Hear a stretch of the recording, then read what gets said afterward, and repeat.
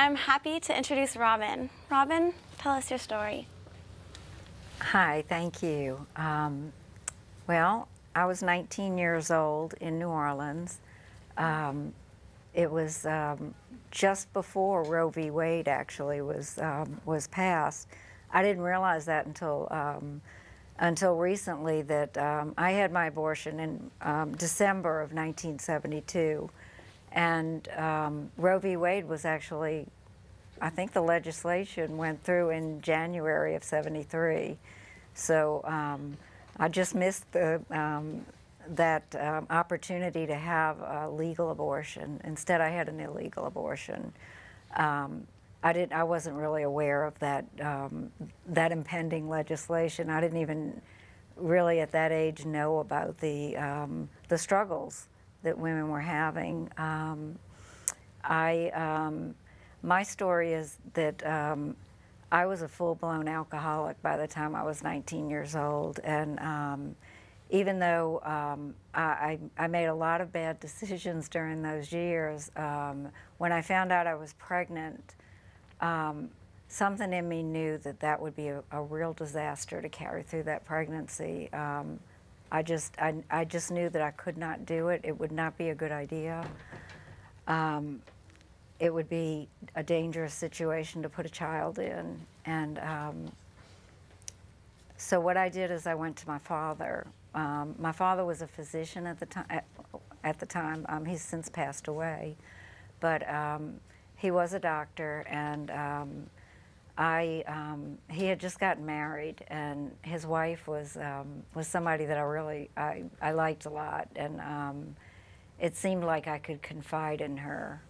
And so she, we discussed it, the three of us, I believe, and my father is actually the one that gave me my options.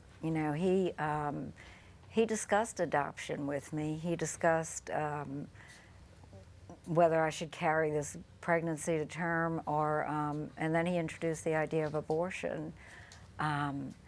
So I did think about all the options, and I decided that abortion would be the best choice for me, and I still believe it. I have never regretted that decision. I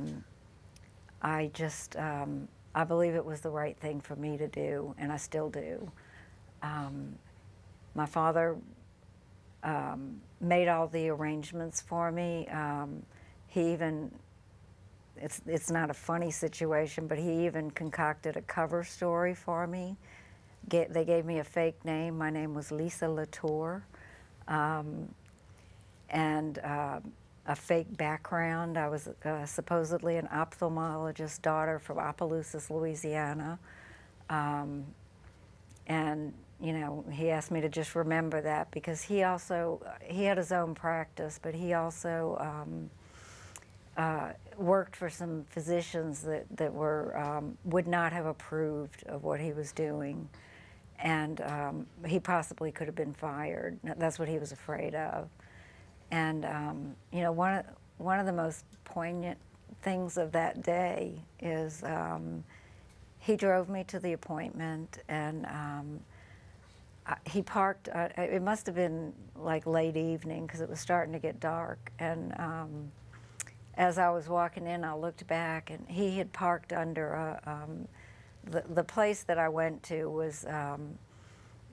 It was like a little blue house, and it was in a neighborhood that had been cut off by an expressway.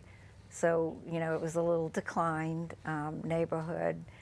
But I remember it was a cute little blue house, and when I walked in, it was almost set up like a doctor's office. And there was a real physician there, a doctor named Dr. Knight, who did a lot of abortions in New Orleans in that era. And but my father had parked under the expressway, and when I was walking in and I turned around to look back at him,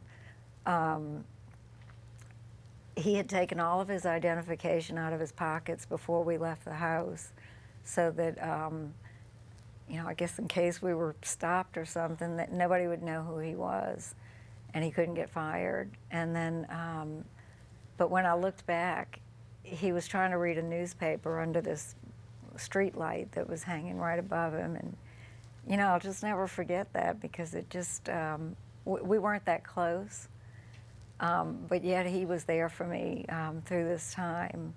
And, you know, that image of him trying to read the newspaper just always sticks in my head.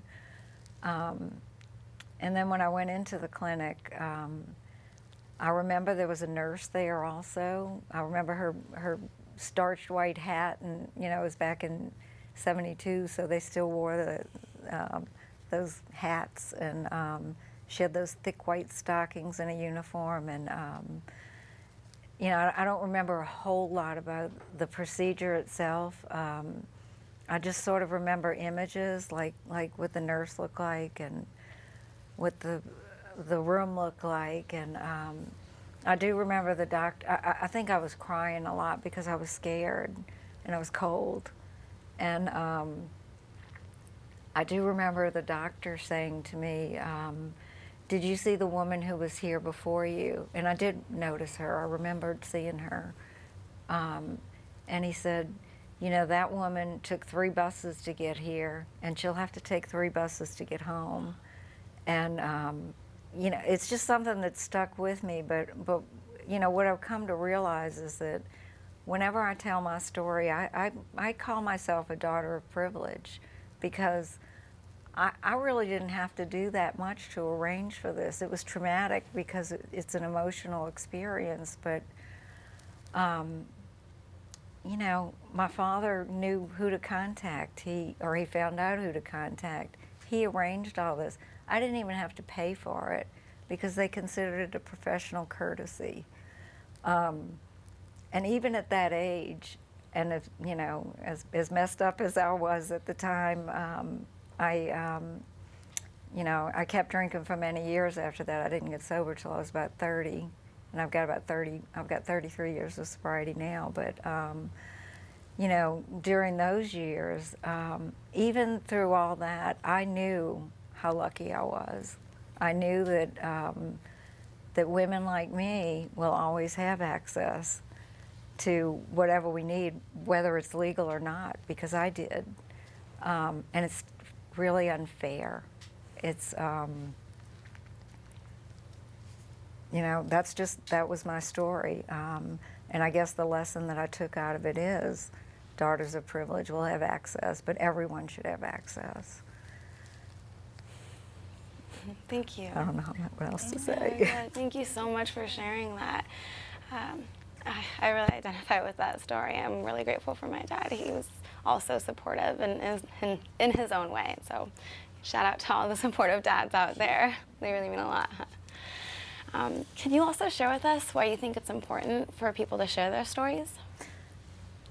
I do think it's important for women to share their stories, because just since I've come forward, I actually wrote my story out for the 1 in 3 campaign years ago, but it sort of sat there until I believe until it's necessary. It was really necessary right now in these times. I can't tell you how many women have shared their experiences with me, and it's so comforting to know that another woman will not judge you, will not shame you, because they've been through it themselves. You know, just that contact with another woman. It's also been surprising, the stories that I've gotten back. And it's important to share your story to let people know we're not evil ogres that, you know, just woke up one day and said, I think I'll go have an abortion. It's a thought out process. And, you know, I know for me, I did a lot of introspection, and as much as I was possible at that time, and weighed the options and picked what I believed at the time to be best for me, and I still believe it. Thank you. Thank you so much.